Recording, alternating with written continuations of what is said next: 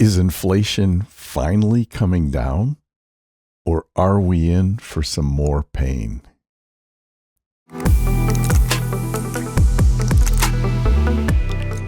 Here's what Cathy Wood had to say about it in her latest In the Know video.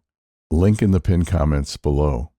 You can see here, this is a chart that we've presented regularly because we wanted to track how inflation, how correlated it is to money supply growth. So here you can see M2 money supply growth in the purple line, and it had a burst during COVID as the Fed was trying to make sure we did not go into a depression and tried to provide liquidity to the economy. Hit 27% and has been decelerating ever since. It descended into negative territory in 2022. This chart has been moved ahead because money supply leads inflation.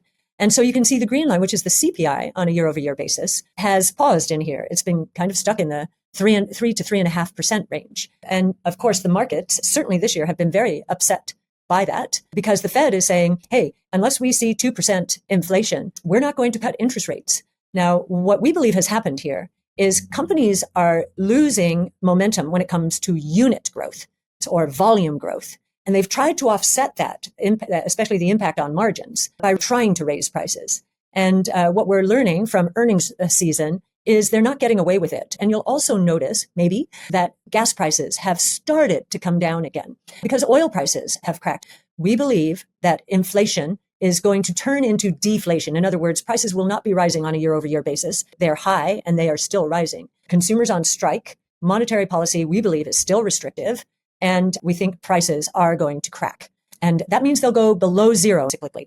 Autos are in recession-like conditions. Commercial real estate, office, and now even more, multifamily, which is much broader based in what we believe is a recession. We think consumption is entering a recession. Now, during recessions, consumption does not fall apart unless we're in an 08-09 period. But it has been slowing down fairly dramatically here. And we believe we're moving towards a flattish consumption environment, which is very weak. And we do believe that is why pricing is going to come down. I've been saying that the Fed is going to have to ease. And so last year, we had a great year because we got a whiff that the Fed is going to ease. It stopped raising rates. That's good. But it has not given the market any oxygen this year. Innovation-based strategies have been hit this year, hit pretty hard, even though the market is up. Why is the market up? It's all crowding into a few very cash-rich stocks. But right now, the crowding into a few stocks is, we think, being caused by risk aversion until the Fed eases. And we do think that is going to be the case. And if you think she was just kidding or just plain wrong, here's the recent Jobless Claims and Producer Price Index, or PPI report, from CNBC this past Thursday. Rick Santelli is standing by at the CME. Rick?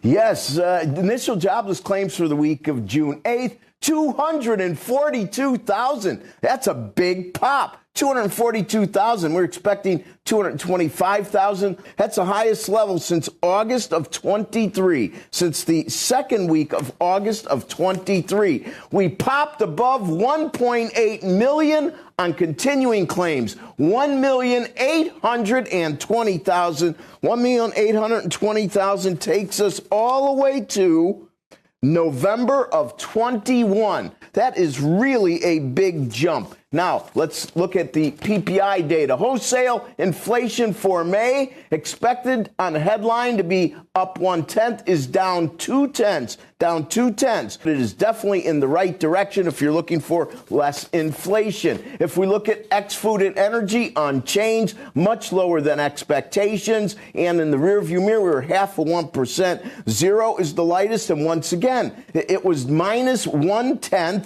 in March of this year. So it's a big improvement based on expectations. Now let's look at the year-over-year numbers, shall we? And I think sometimes these are the most important. 2.2% year-over-year headline. We're expecting a number at 2.5%. Let's food and energy, take those out. 2.3% on a year-over-year basis. 2.4 last month, so 2.3. That drop is nice.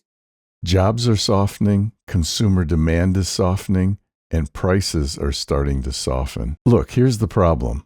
People, and I'm including very smart people, are usually very slow to recognize and accept change.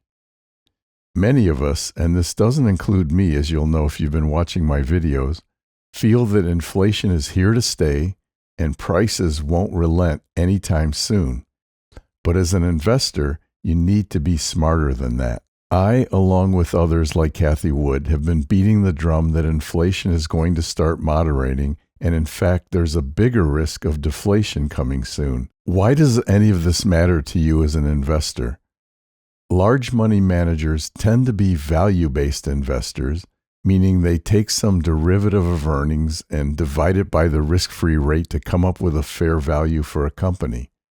When interest rates are high, like they are now, the calculated value of companies comes down. But worse than this, the cost of capital goes up, which puts smaller companies and large debt-laden companies at higher risk.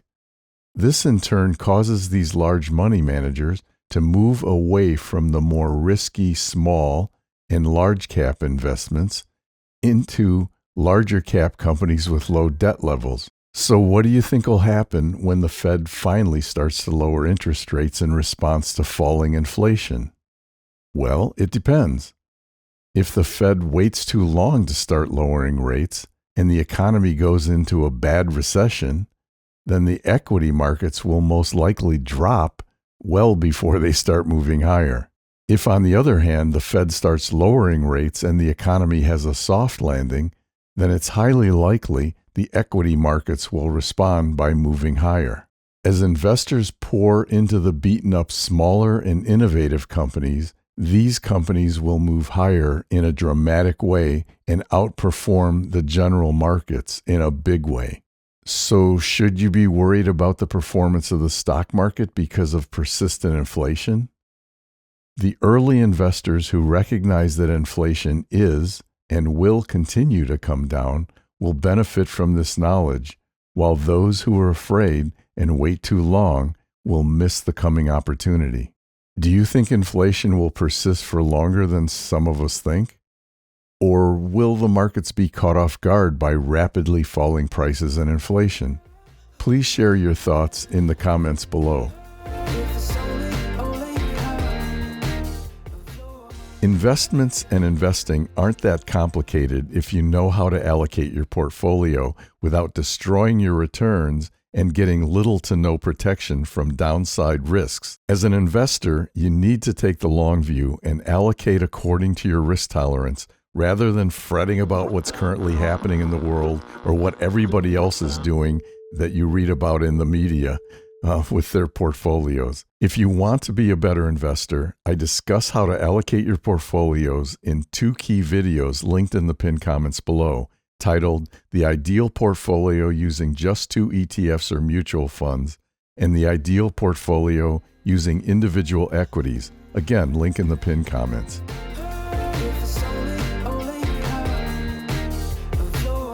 Until next week, I'm Calvin Rose, and thank you for watching Invest Smarter. That's all for now. Stay up all night, gotta work now. Make up my mind and it turns around. Say that I'm fine till I burn out. Thinking this money sounded so nice. Ambush here in the strobe lights. Pay anything for the high price. This life feels like the sunny water.